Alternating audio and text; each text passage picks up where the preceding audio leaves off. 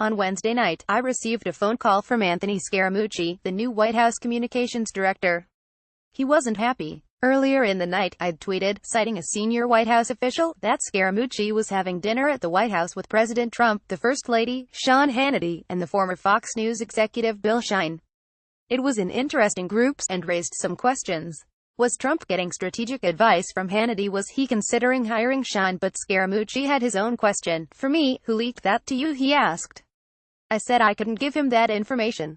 He responded by threatening to fire the entire White House communications staff.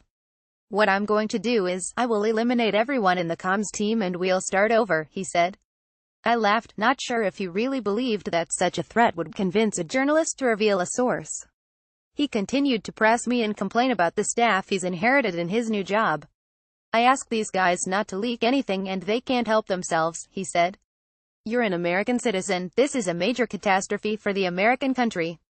So I'm asking you as an American patriot to give me a sense of who leaked it. In Scaramucci's view, the fact that word of the dinner had reached a reporter was evidence that his rivals in the West Wing, particularly Reince Priebus, the White House chief of staff, were plotting against him.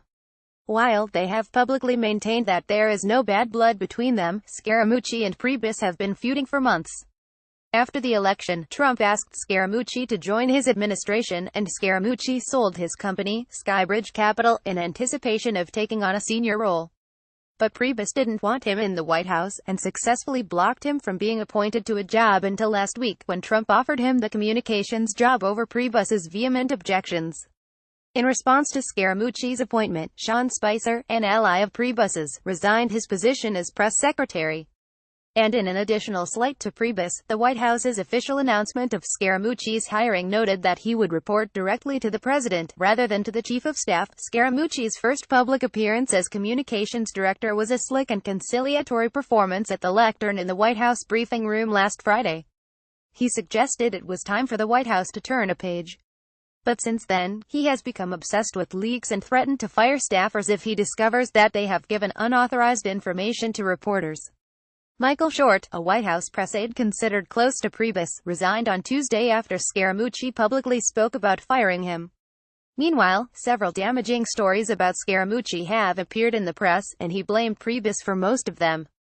Now, he wanted to know whom I had been talking to about his dinner with the president.